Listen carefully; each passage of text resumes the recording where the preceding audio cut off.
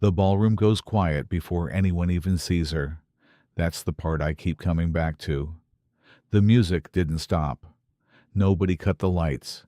People just stopped talking, one by one, like a wave moving from the top of that grand staircase all the way down to the marble floor below. I was standing near the bar, glass in my hand, and I felt the shift before I even turned around.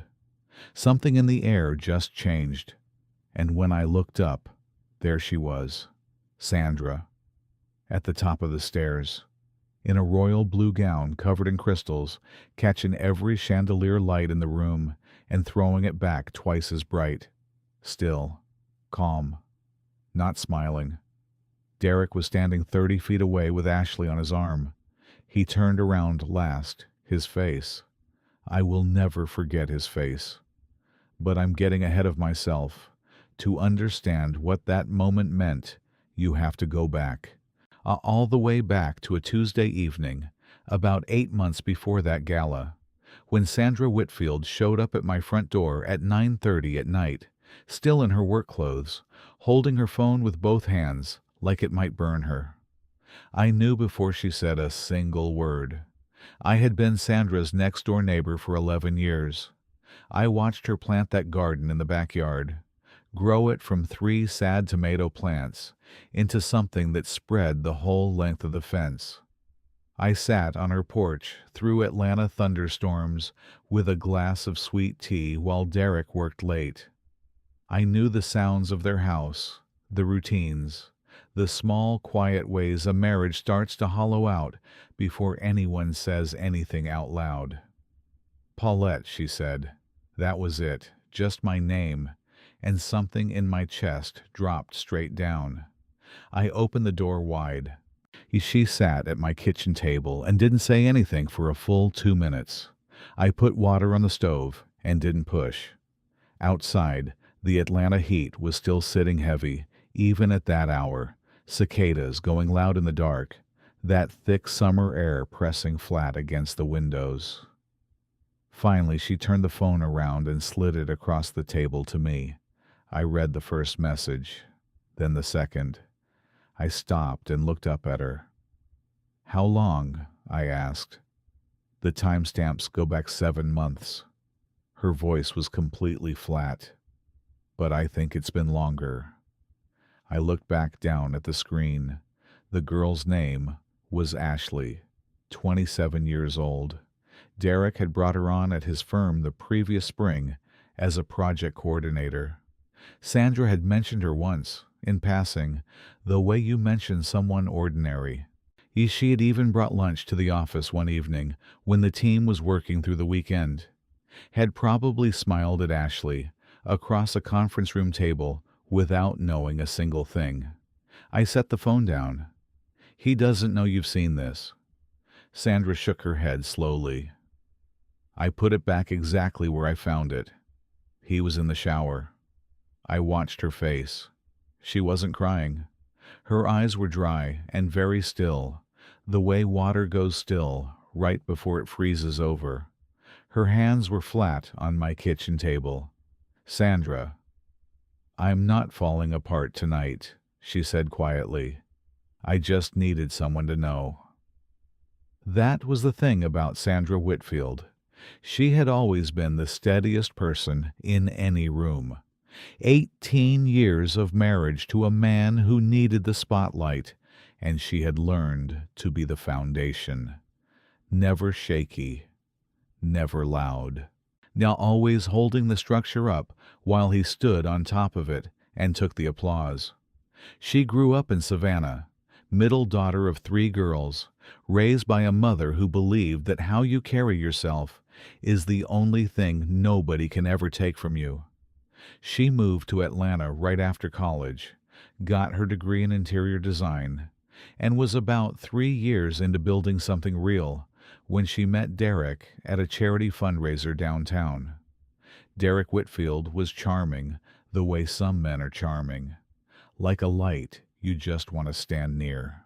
Successful, smooth-talking, the kind of guy who remembered your name and your drink order and made you feel like the most interesting person in the room.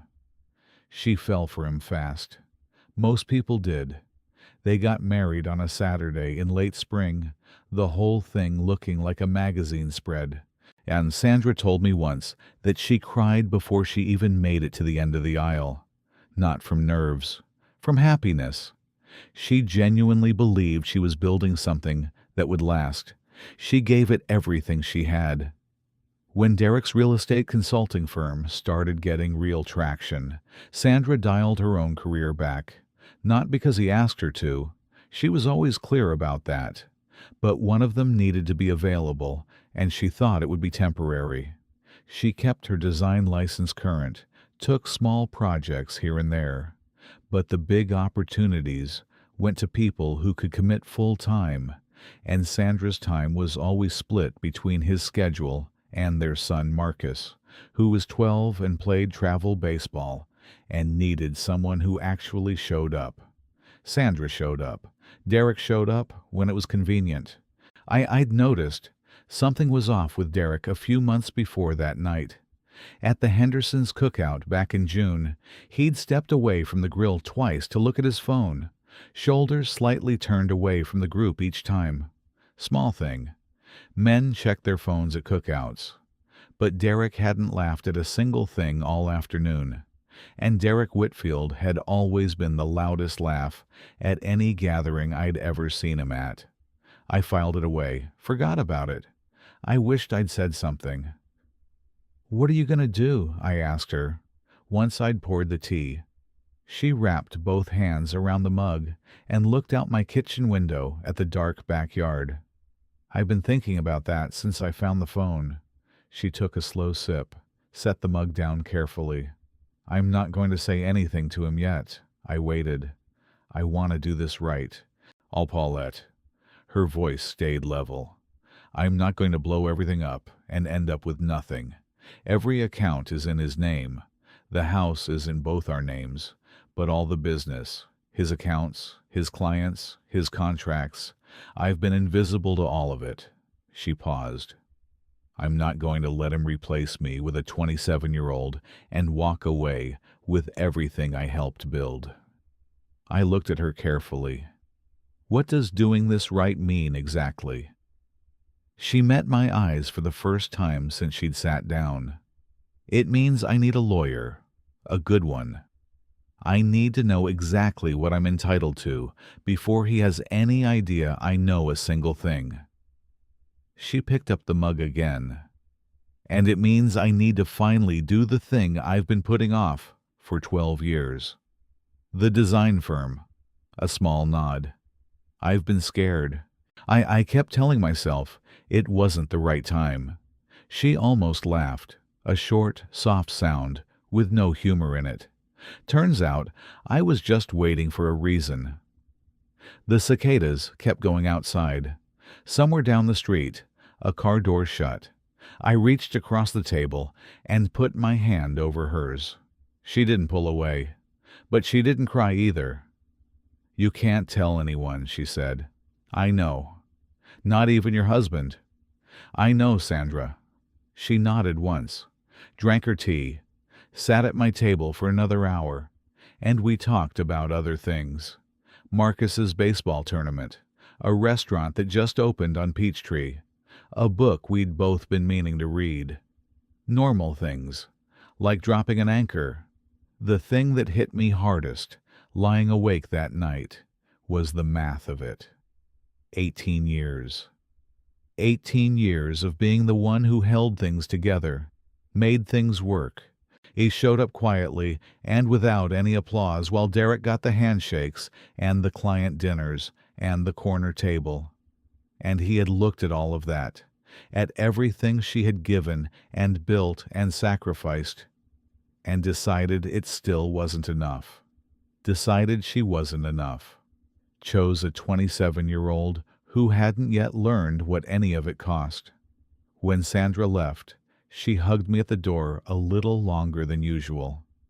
I stood on my porch and watched her walk across the yard in the dark and disappear through her own back door. Back into that house.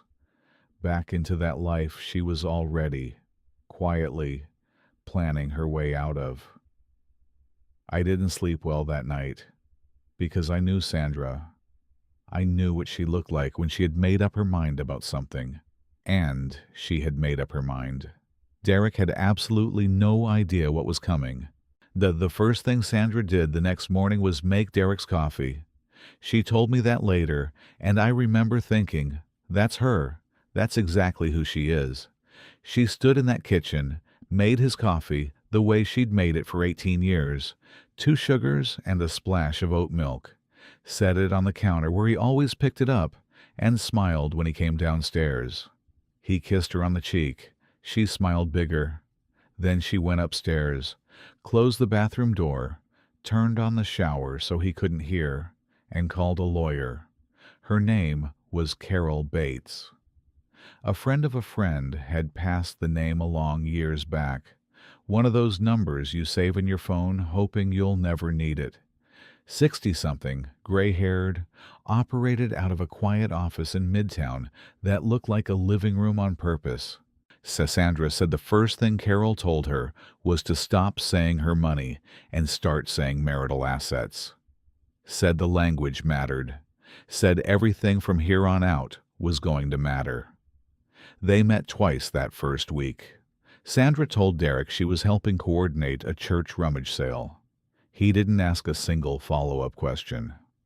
I watched all of this from next door, getting the updates in pieces. A text here, a quick walk around the block there. Sandra moved through those weeks like she was operating at a different frequency than the rest of the world. Calm on the surface. Underneath, she was cataloging everything.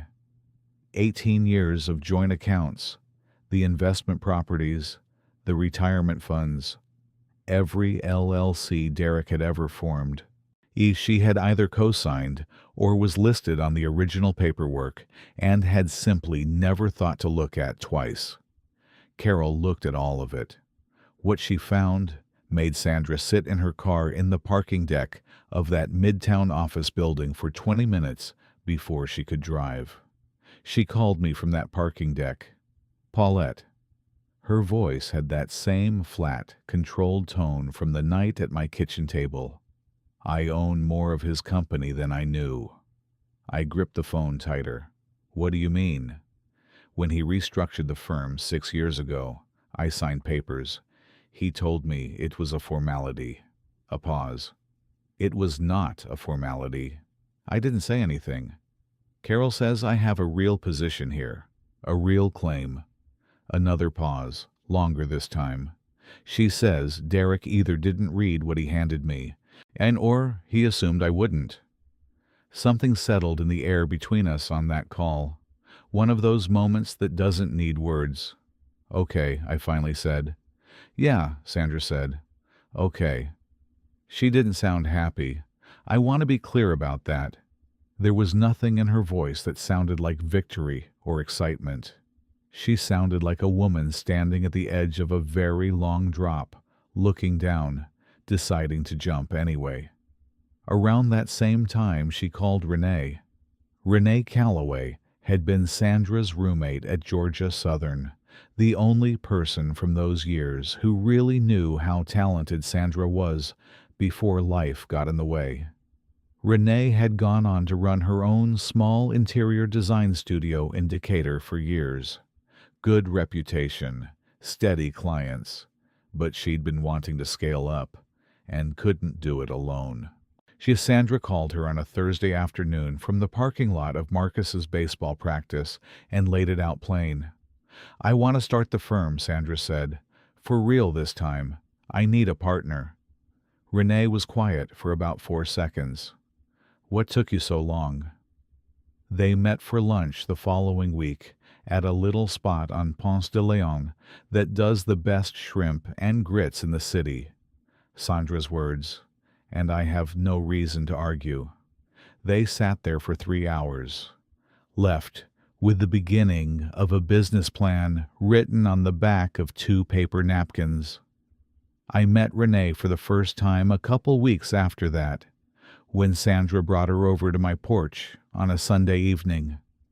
Renee was the kind of woman who said exactly what she meant, laughed loud, and had opinions about everything from grout colors to local politics. I liked her immediately. Next, she sat on my porch swing and said, "Your girl here is about to be dangerous. I just need everybody to know that." Sandra had smiled at that. A real one. The first real smile I had seen from her in weeks. But even in the good moments, there were cracks. One evening in early fall, I was in my front yard pulling weeds when Marcus came through the gap in our fence. He did that since he was about 5. Just appeared between yards like there was no boundary at all. He dropped onto the grass next to me and started picking at the clover without saying anything. I let him be quiet for a bit. "Ms. Paulette," he finally said, "is my mom okay?" I kept my hands in the dirt. "What makes you ask that?" He shrugged in that 12-year-old way that means he's thought about it a lot. "She's different. She's fine. But she's also somewhere else." He pulled a clover stem apart. "She keeps doing stuff, busy all the time, but quiet busy, not regular busy." Kid was sharper than anyone gave him credit for. "Your mama is one of the strongest people I know," I said carefully. "She's working through some things, but she's okay." He nodded slowly. Didn't look fully convinced, but let it go. I watched him walk back through the gap in the fence and felt something heavy settle in my chest. Because he wasn't wrong. Sandra was different. She had pulled something down over herself, not coldness exactly, but distance. She was still making dinner every night, still at every baseball game, still doing every single thing she had always done. But part of her was already somewhere else, moving forward, and the rest of her was just maintaining until the moment was right. Derek, for his part, had started overcompensating. That was the word that kept coming to me. Overcompensating. He was bringing home flowers on random Tuesdays, asking if she wanted to go away for a weekend, putting his phone face down at dinner, which, if you knew Derek, was practically an act of theater. Sandra accepted every gesture with a warm smile and gave him nothing. She told me once, quietly, that she thought the guilt was eating him alive, and she almost felt sorry for him. Almost. Then one evening in late October, Derek came home with a reservation card from Aria, a restaurant in Buckhead, the kind with cloth napkins, and a sommelier who introduces himself by first name. He set it on the kitchen counter while Sandra was making Marcus's lunch for the next day. "Our anniversary is in 3 weeks," he said. He sounded almost nervous. "I got us a table, just the 2 of us." Sandra looked at the card, at the date printed on it, at the name of the restaurant. She looked up at him and smiled. "That sounds perfect," she said. She texted me from the upstairs bathroom about 15 minutes later. He picked the date himself. Can you believe that? I read it twice. Then, "Sandra, what are you planning?" 3 dots. They sat there for a long moment. Nothing. He didn't start. I put my phone down on my kitchen counter and stared at it. Because I knew what that meant. I had known Sandra for 11 years. I knew the difference between her walking away from something and her walking toward it. And I knew that dinner, the one Derek thought he was planning, and the one he probably thought was going to be some kind of reset, some guilt-easing gesture over a nice bottle of wine, was not going to go the way he imagined, not even close. She spent the next 3 weeks finishing everything, the last of the financial documents, the final review with Carol, the paperwork for the firm, which she and Renee registered quietly under a name they decided on over those shrimp and grits. The night before the anniversary dinner, she came over to my house. We sat on the back porch in the cool fall air and didn't talk about any of it. We talked about Marcus, about the design project she and Renee had just pitched, a full renovation of a restaurant space in Old Fourth Ward that wanted to reopen with a whole new identity, about nothing important at all. When she stood up to leave, she smoothed her jacket, picked up her keys. "Paulette," she said. "Yeah." She looked at me for a second. Just looked.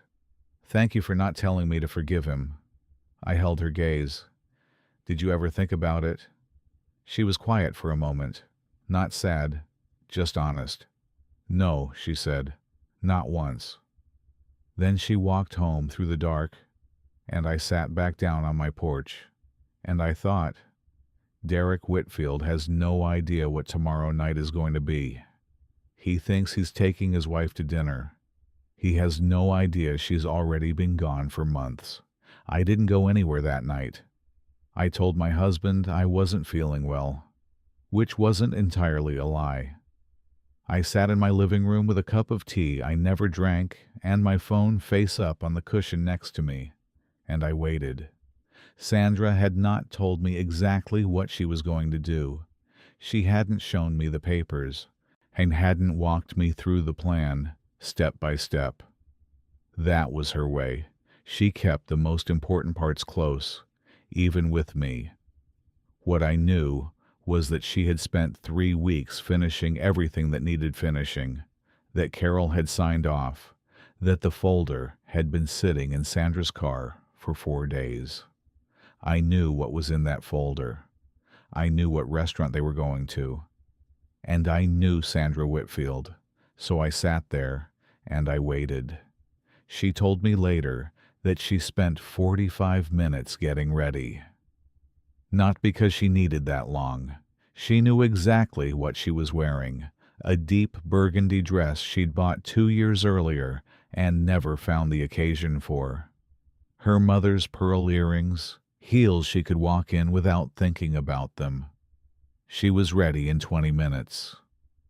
The other 25 she spent sitting on the edge of the bed, in the quiet of that room she'd shared with Derek for 15 years, just letting herself feel the full weight of what the evening was. Not sadness, she told me, not anger.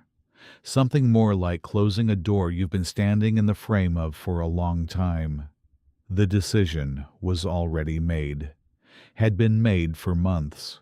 Tonight was just the moment it became real for everyone else. She picked up the folder from the nightstand, looked at it once, put it in her bag. Then she went downstairs, and Derek was standing in the kitchen in his good blazer, and he said, "You look beautiful." And he meant it, and she said, "Thank you, Derek." And she meant nothing at all. Aria was the kind of restaurant that made you feel important, just for being inside it. Low lighting, white tablecloths, the kind of quiet that money buys. They'd been there twice before. Once for her birthday years ago. Once for a client dinner Derek had needed a wife for. She'd always liked the salmon. They were seated at a corner table. Derek ordered a bottle of wine she recognized as expensive. He was talking more than usual, filling space, his hands moving when he spoke. She watched him the way you watch a movie you've already seen, aware of every beat before it comes. She ordered the salmon. She ate it slowly. The wine was good. She had 2 glasses. Derek had 3 and was reaching for more when he set the bottle down instead and looked at her across the table with the expression she had been waiting for. That look. The look of a man who has practiced something in the mirror and is finally about to say it. She set her fork down. "Sandra." His voice dropped. "Zia, I need to tell you something." She folded her hands in her lap. "Okay." He looked at the tablecloth for a second, back up at her. I haven't been fully present in this marriage. I know that. And I know I've been distant. And you deserve better than—" "Derek." Her voice was quiet and even. "Just say it." His jaw tightened. He picked up his wine glass, put it back down without drinking. There's someone else. The table next to them had a couple laughing about something. The sommelier moved past with a bottle wrapped in cloth. A piano was playing somewhere soft in the back of the room. Sandra didn't move. "Her name is Ashley," he said. "She works with me. I know this is terrible, and I'm sorry. I genuinely am. But I think—" He stopped, looked at her directly. "I think I'm in love with her." Later, niece Sandra told me that the word love landed somewhere outside her body, like it happened to a different room. She said she sat very still and watched his face and thought, "There it is. That's the thing he's been carrying for 7 months. He thinks he just handed me a bomb." She let the silence sit for a full 10 seconds. Derek's face was doing complicated things: guilt, relief, something that looked almost like he was bracing for impact. Sandra reached down and opened her bag. She said his whole body tensed when he saw her hand moving, like he expected her to throw something, or stand up, or cry. His shoulders came up slightly. His hand gripped the edge of the table. She set the folder between them. It was a plain manila folder, the kind you buy in bulk. Her name was written on the tab in Carol's assistant's neat handwriting. Inside was every document that needed to be signed, every account itemized, every asset accounted for. 18 years of a life, organized into 43 pages. Derek looked at it. Then he looked up at her. She smiled. Not a cruel smile, not a performance. Just a calm, quiet smile. The kind that meant everything had already been decided, and she was at peace with all of it. "I've known about Ashley since July," she said. The color left his face. "I found your phone." She kept her voice low and even, the same tone she used when Marcus was small, and she didn't want to startle him. "I know how long it's been. I know most of it." She glanced at the folder. "This is a full filing. Carol Bates put it together. You'll want to get your own attorney before you sign anything. But she's been fair." Derek opened his mouth, closed it. "Yea, the house stays in both our names until we sell it. Marcus's schedule doesn't change unless he wants it to. I've already thought through what that looks like." She picked up her wine glass and finished what was left, set it down gently. "I'm not here to fight with you, Derek. I don't have the energy for it, and honestly, I don't have the interest." "Sandra, I have been gone for 4 months," she said. "You just didn't know it."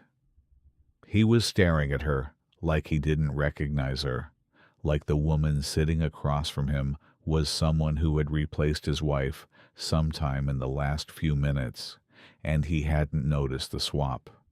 I didn't want it to go like this," he said. His voice had gone rough. "I know.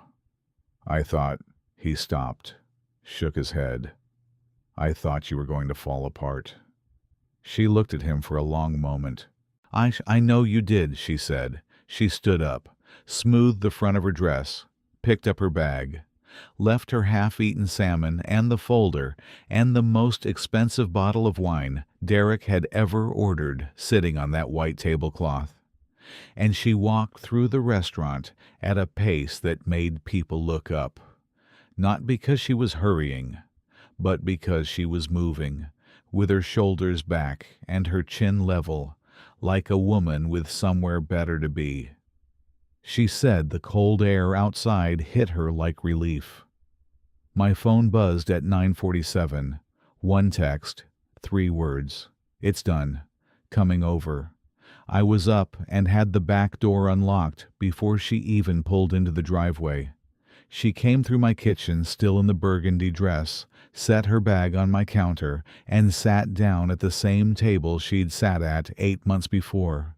Same chair, different woman. I didn't ask her anything. I just put the kettle on. She sat with her hands flat on the table and looked at the far wall and breathed. That was all. She just breathed, slowly, in and out, like she'd been holding something in her lungs for months and was finally letting it go. He thought I was going to fall apart, she finally said. I know. I'd already heard that part, but I let her say it again. 18 years. She shook her head slowly. Not with bitterness, just processing the number. And he sat across from me with that face, like I was going to shatter. A pause. Like that's who I am. I poured the tea. She wrapped her hands around the mug.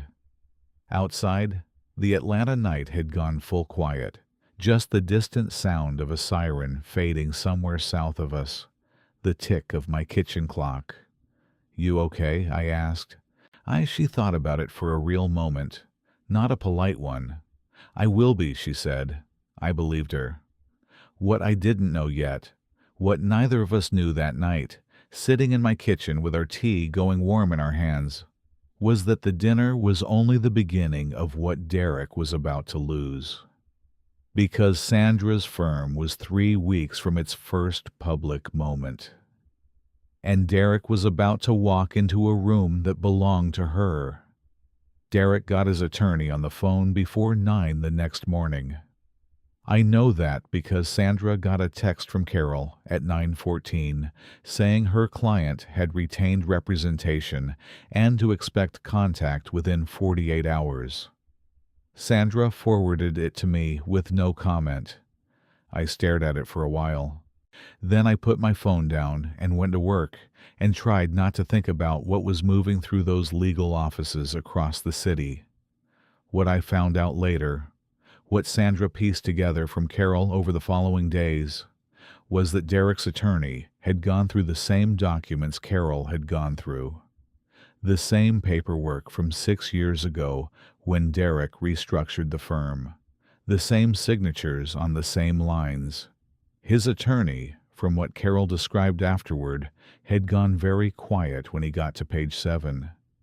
Derek had apparently sat across from the man and watched his face, and known before a single word was spoken that the conversation he was about to have was not going to go the way he needed it to. Sandra had signed as a managing co-owner, not a silent partner, not a spousal formality, a managing co-owner, with a percentage that had only grown as the firm grew. Because Derek had structured the whole thing to access a particular tax benefit, and had either not understood what he was doing, or had understood and assumed Sandra never would. 18 years of being invisible. It had made her powerful without either of them knowing it. He called her that Thursday evening. She was in Renee's studio in Decatur, spread out across a work table with fabric samples and floor plan sketches for the old Fourth Ward restaurant project, when her phone lit up with his name. She looked at it for a moment, showed it to Renee. Renee raised both eyebrows. Sandra let it ring. He called again 10 minutes later. She let that one ring too. Then she texted Carol. Derek called twice. I didn't answer, just letting you know. Carol replied within minutes. Good. And keep it that way. Let me handle communication. She set the phone face down and went back to the fabric samples. She told me later that her hands were completely steady. The part I hadn't expected was Ashley. I don't know exactly what I thought Ashley was. Young, obviously. Caught up in something she maybe hadn't fully mapped out when it started. I think I assumed she was mostly passive in all of this. The person Derek had chosen, not someone with her own agenda. I was wrong about that. 2 weeks after the anniversary dinner, Sandra's friend Gina, who worked in the same building as Derek's firm, texted Sandra a screenshot without any explanation attached. Just the image and a question mark. It was Ashley's social media. A post from that weekend. A photo of a living room. Their living room. Yes, the one Sandra had spent 4 months redesigning from scratch 6 years ago. The herringbone floors and the built-in shelves and the exact shade of warm white she'd painted every wall. Ashley was sitting on Sandra's couch in what appeared to be one of Derek's shirts, holding a coffee mug with the caption, "Settling in." Sandra forwarded it to me. I read that caption 3 times. Settling in a house that was still legally half Sandra's. In a room Sandra had built with her own eye and her own taste while Derek was working late. Possibly, Sandra now realized, working late with Ashley. My jaw was tight for the rest of that day. Sandra's response, when I called her, "Carol's already seen it. She's noting it." A pause. "Let her settle in.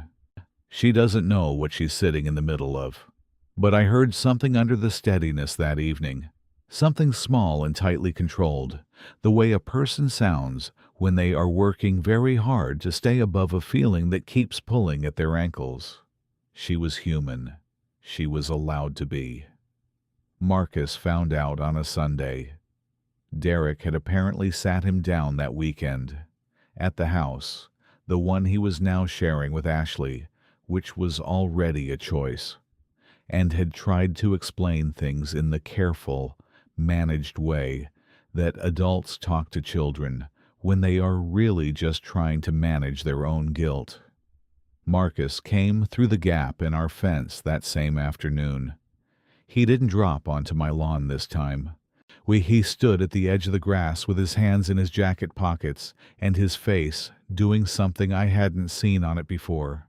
Not quite anger, not quite hurt, somewhere in the hard territory between them. "Did you know?" he asked me. I had thought about this moment, had thought about what I would say when it came. "I knew your mama was going through something hard," I said carefully, "and I knew she was handling it." She knew before he told her. It wasn't a question. "Yes." He nodded slowly, looked out at the yard. "He had that lady at our house, Ashley." He said the name like it had a bad taste. "She was in the kitchen making breakfast." I kept my face even. "Marcus." I waited until he looked at me. "None of this is something you caused. None of it is something you could have fixed. You understand that?" He shrugged the way kids shrug when they understand something, but aren't ready to accept it yet. He went home an hour later. I texted Sandra immediately. She called me back in 4 minutes, and I could hear from the first word that she had already known. Derek had texted her about the conversation, probably to feel like he'd done the right thing by telling her. She was calm on the phone, but the calm had a different texture now, thinner, closer to the surface. "I'm going to pick him up from practice tomorrow," she said. "We're going to get food and talk." "Good." "I'm not going to make Derek the villain to him." "I know you're not, but I'm also not going to pretend." A pause. "He's 12, not 4. He knows what he saw." After we hung up, I sat in my kitchen for a long time. Because that was the part nobody tells you about. That in the middle of everything else Sandra was carrying, she was also protecting her son from the wreckage of his father's choices, and doing it without letting Marcus see how heavy that was. The call about the gala came on a Wednesday morning. Sandra and Renee had submitted a proposal 3 weeks earlier for the Hargrove Foundation's annual charity event, one of the biggest fundraising galas in Atlanta, the kind of thing that filled the ballrooms of places like the Georgian Terrace, with the people who ran the city. The foundation had been using the same event company for 6 years. They'd been looking for something new. Renee called me by accident when she meant to call her sister. I heard about 4 seconds of screaming before she realized. Then she screamed at me directly, which was nearly as good. Sandra called me 20 minutes later. Her voice was the most alive I had heard it in months. "We got it," she said. "I know." Renee called me first. She laughed, a real, full, unguarded laugh, the kind I hadn't heard from her since before that Tuesday night in my kitchen. Paulette, it's the Hargrove Gala. That's—" She stopped. I could hear her breathing. "That's everything. That's the room. That's every contact in this city in one building." "I know what it is, Sandra." "Derek's firm does work for two of the foundation's board members." The sentence sat between us. "Yeah," I said quietly. "I figured." She was quiet for a moment. "He's going to find out we got it." "Probably." "Good," she said. And there was something in that word, not meanness, but a kind of clean finality. The sound of a woman who has been invisible for a very long time and has decided without apology to be seen. Derek found out 4 days later. I don't know exactly how, whether a board member mentioned it or whether one of his colleagues put it together, but he called Sandra on a Friday afternoon, and she let it go to voicemail, and the voicemail, which Carol heard, was Derek's voice saying her name twice, and then going very quiet before he hung up. He knew. He knew she had landed the contract. He knew whose room it was going to be. And somewhere in the part of his brain that had spent 18 years watching Sandra hold everything together from behind the curtain, he was starting to understand something he should have understood a long time ago. She had always been the most capable person in their marriage. That he had just made the mistake of thinking that was the same as being harmless. The motion came through on a Tuesday. Carol called Sandra at 8 in the morning, which was not Carol's style. She was an after-9 person, organized and deliberate, never rushed. So when Sandra saw her name on the screen that early, she already knew before she picked up. Derek's attorney had filed for a freeze on all marital assets pending full divorce resolution. It was a legal move, Carol explained. Not unusual. Not even necessarily malicious on its face. These things got filed in contested divorces when one party worried the other was moving money around. The problem was that it was broader than it needed to be. And one of the accounts caught in it was a joint savings account Sandra had been using as a bridge. Money she and Renee had planned to draw against for the first round of Gala vendor deposits, which were due in 11 days. Sandra sat on the edge of her bed and listened to Carol talk. The number on the screen in her head was not a small one. "Can we fight it?" she asked. "We can," Carol said, "but not in 11 days. The hearing won't be scheduled that fast." Sandra was quiet. "Sandra, the firm account, the one in just your name, and Renee's, that one isn't touched. This is the personal joint account only." "I know." She pressed her fingers against her forehead. "The firm account doesn't have enough. Not for the deposits and the first production costs both." A pause on Carol's end. "I know." After she hung up, Sandra sat in that room for a long time. The morning light was coming through the curtains, the way it always did. That particular angle, it hit the floor in the fall that she had always liked. She'd painted that room herself 4 years ago. A soft, warm gray she'd spent 2 weeks selecting. She knew every corner of that house, had chosen every finish, every fixture, every switch plate. In a few months, none of it would be hers. She picked up her phone and called Renee. She told her everything, all of it, flat and plain, the freeze, the deposits, the timeline. When she finished, she waited. Renee was quiet for about 5 seconds. "How much short are we?" Sandra told her. Another pause. "Okay." "Renee, I have it." Her voice was calm. "I've had it sitting in my business account since I sold my grandmother's house 3 years ago. I didn't touch it because I was waiting for the right thing." A beat. "This is the right thing." Sandra's throat tightened. "I can't let you." "Sandra." Renee's voice was firm and warm at the same time. Stop. I'm not doing you a favor. I'm investing in my own company. You're my partner. This is what partners do. A pause. Now stop arguing with me and go look at the linen options for the East reception table, because I've been waiting 3 days for your opinion. Sandra made a sound that was somewhere between a laugh and something that wasn't a laugh at all. Okay, she managed. Okay, Renee said. And that was that. The text from Ashley came that same afternoon. Sandra showed it to me that evening when she came over, held the phone out across the kitchen table without saying anything first. I read it twice. No, Ashley had written a long message, the kind that takes time to compose. You could feel the drafts in it, the rehearsing. The core of it was that she wanted Sandra to know that she and Derek were serious, that they were building something real, and that she hoped Sandra could eventually find peace with the situation.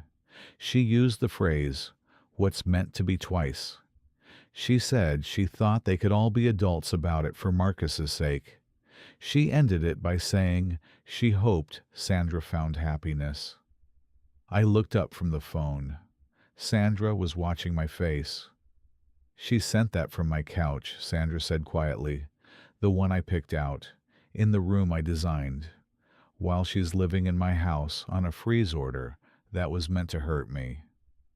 I didn't say anything. She thinks I'm the woman Derek described to her. Sandra took the phone back and looked at it for another second. Someone who needed managing. She set it face down on the table. She has no idea what any of this actually is. I made tea. Sandra didn't touch hers for a long time. Here's the thing about watching someone you love go through something like this. The hard part isn't the dramatic moments. It's the Tuesday evenings, the ordinary hours when there's no crisis happening and no forward motion to focus on, and the person just has to sit inside the weight of it. That's when it gets into the bones.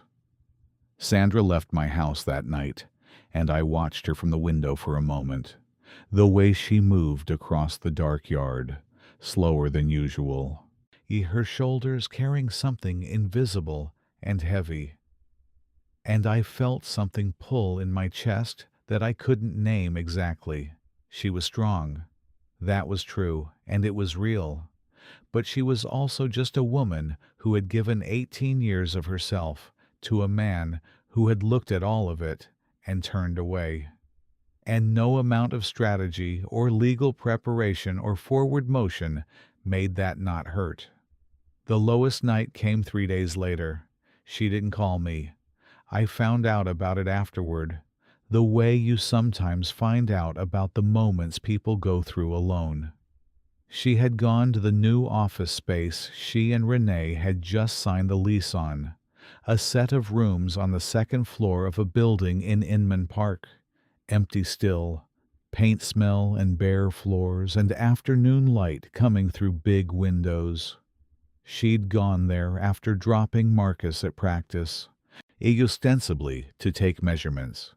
She ended up sitting on the floor against the wall under one of those windows for almost an hour. She told me about it a week later, quietly, almost like she was telling me about something that had happened to someone else. She said she sat there and let herself feel the full thing for the first time since July. All of it, the betrayal, and the years, and the house she was losing, and the exhaustion of being strong every single day, and the fear. Because she was scared, she told me, genuinely scared, that she was going to pull all of this off and still end up with the lesser version of the life she was supposed to have. She said she cried until she didn't have anything left. And then she sat in the quiet for a while, and then something settled. She told me it wasn't a thought exactly, more like a feeling that moved through her and left something different behind it, like the difference between standing in rain and standing after rain.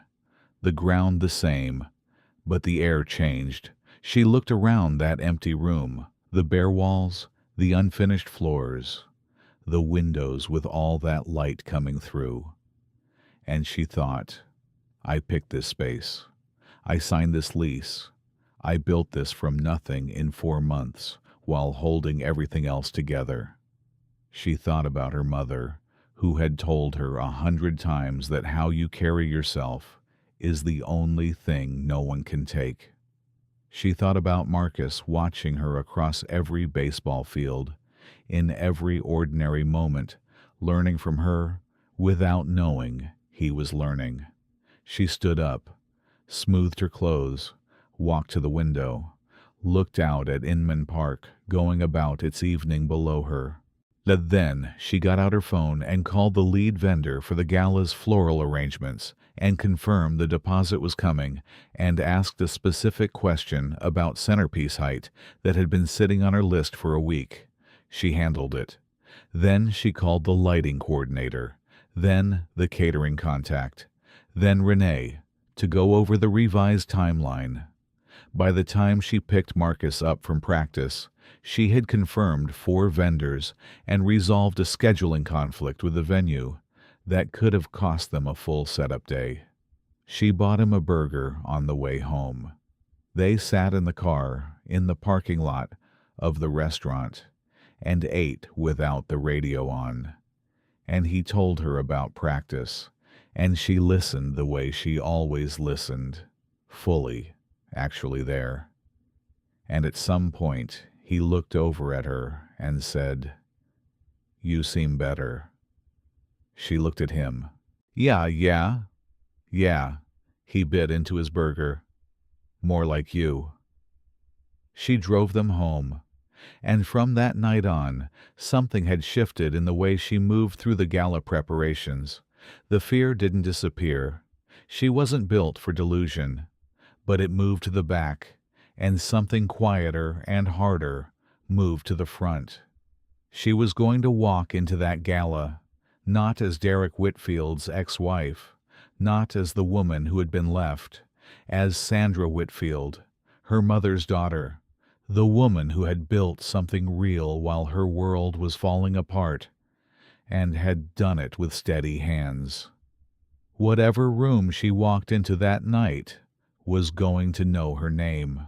The night of the gala, I got there early. That was Sandra's doing.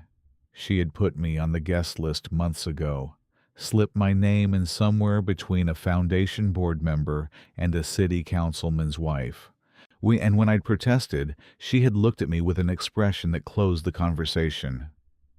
"You're going to be there," she'd said. "I need one person in that room who knows the whole story." So I was there, dressed in the best thing I owned, standing near the bar with a glass of sparkling water, watching the Georgian terrace fill up around me. And I want to tell you, what Sandra and Renee had done to that ballroom was something else entirely. I had seen the space before, on a planning visit Sandra had brought me to 3 weeks earlier. It had been an empty shell then, high ceilings, ornate moldings, the bones of something grand, but waiting. What it looked like that night was different, in a way that's hard to put into words. Every table had these tall floral arrangements that looked wild and intentional at the same time, all deep burgundy and ivory blooms that somehow made the chandelier light feel warmer. The linens were a shade of blue that shouldn't have worked against the gold of the room, but absolutely did. The lighting was low in exactly the right places, and every corner felt considered, like someone had walked through the space 100 times until they understood where the eye naturally wanted to go. Renee was near the entrance directing the last of the setup team with the focused energy of someone who had been awake since 5. She caught my eye across the room and gave me a small nod that meant she's upstairs. She's fine. She'll be down when it's time. I got my sparkling water and found a spot near the bar with a clean sight line to the staircase. I waited. The room filled over the next hour. Atlanta's people, the ones who ran the foundations and sat on the boards and wrote the checks and showed up to be seen showing up. The kind of crowd where every conversation was also a transaction and everyone knew the value of being remembered. I spotted Derek about 40 minutes in. He came through the main entrance in a black tuxedo, and he looked good. I'll give him that. Derek Whitfield had always known how to walk into a room. Ashley was on his arm in a silver dress, her blonde hair up, smiling at something he'd said right before they crossed the threshold. She was pretty in a simple, uncomplicated way, young in a way that showed. They moved into the room together, and I watched him work it, shaking hands, laughing at the right moments, finding his people. He had contacts here, I knew that. 2 board members who used his firm. A developer he'd done 3 projects with. This was his world too, or had been. I watched Ashley take it in, the room, the people, the scale of the evening. She leaned close to Derek at one point and said something, and he smiled and nodded and touched the small of her back. He looked comfortable. He had no idea. I felt it before I saw it, same as I said at the beginning. The music didn't stop. Nobody cut the lights or made an announcement. The crowd had been moving and talking and clinking glasses for the better part of an hour. And then, gradually, without any single cause, it started to slow. Voices dropped, heads turned. The particular physics of a room when something pulls all the attention in one direction at once. I turned toward the staircase. Sandra was at the top. The gown was exactly what it was in every photo Renee had texted me during the fitting. Royal blue and white, covered in crystals that caught every light source in the room and sent it back amplified. The strapless neckline, her mother's pearls at her ears, her dark hair up in a way that showed the line of her neck and shoulders. She wasn't moving yet. Just standing there at the top of those stairs, one hand resting lightly on the iron railing, looking down at the room the way a person looks at something they built. Because she had built it. Every table, every bloom, every considered corner of it. This was Sandra's room. She knew it, and in that moment every person in it seemed to understand it too. I found Derek in the crowd without looking for him. He had gone still. Ashley was still turned slightly toward him, a mid-sentence about something. But she trailed off when she felt him stop. She followed his gaze up to the staircase. Her mouth opened a little. Derek's face did the thing I told you I'll never forget. It wasn't just shock, though there was shock in it. It was the specific look of a man who has just understood something that should have been obvious a long time ago. The look of a person standing in a room, at a party, surrounded by the city's most important people, watching his ex-wife stand at the top of a staircase in a room she designed and an event she organized while he was still thinking of her as the woman he had left. 10 seconds, maybe 15. She stood there and let the room have its moment. Then she started down the stairs. She moved through it like water. That's the only way I can describe it. Not performing. Not working the room in the way Derek worked a room. That careful, calculated social machinery. Sandra moved through people the way someone moves through a space they are genuinely comfortable in, stopping where she wanted to stop, smiling when she wanted to smile. Renee appeared at her side near the base of the stairs, and they exchanged a few words, and I watched Renee's face, this woman who had known Sandra since they were 19 years old. And there was something in it that looked almost like relief. like she had been waiting a long time to see Sandra Whitfield standing in the middle of her own work. A foundation board member I recognized from the papers found Sandra within the first 5 minutes. Then a woman who ran one of the city's larger architectural firms. Then two people I didn't know who seemed to know exactly who she was. I stayed by the bar and watched the radius around Sandra grow. The moment with Derek came about an hour in. I saw it happen from across the room, and Sandra told me the rest of it later. She had known he was there. Of course she had. It was her event. She had the guest list. She had seen his name attached to a board member's table 3 weeks ago and had made no move to have it changed. She told me she had thought about it and decided against it deliberately. It's not my job to protect him from the consequences of his own life. He found her near the east reception table, the floral arrangements Renee had texted her about months ago, the ones whose centerpiece height she had confirmed from the floor of her empty office on the lowest night. She was speaking with the board member's wife when Derek approached. She saw him coming, finished her sentence, turned to face him. Sandra, his voice was careful, controlled. Derek, hers was pleasant, the voice she used with clients. Ashley had not come with him to this corner of the room, Sandra noted. He had come alone. She thought that meant something. He looked around, at the tables, the lighting, the flowers, the full room. You did all of this. Renee and I, yes. He nodded slowly. Something moved across his face that she couldn't fully read and told me she didn't try to. It's a hell of an event. Thank you. A pause. The room hummed around them.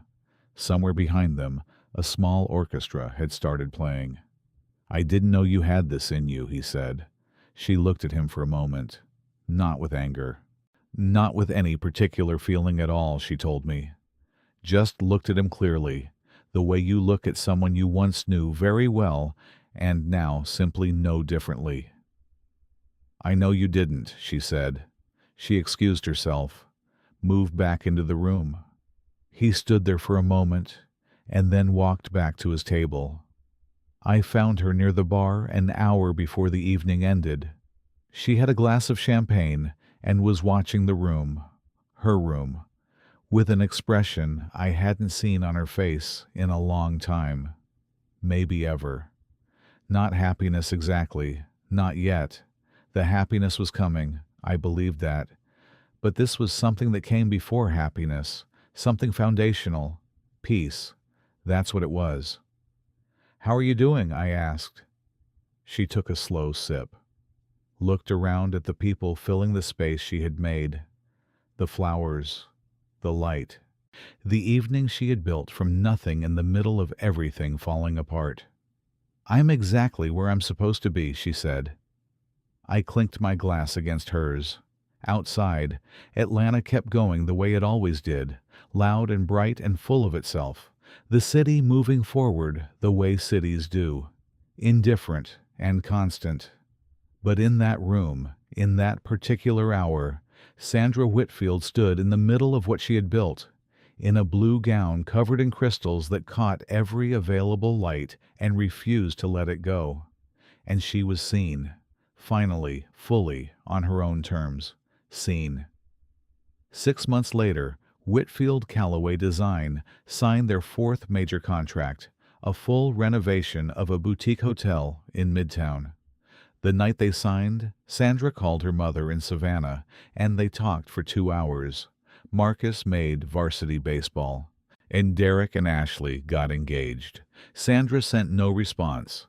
She was too busy,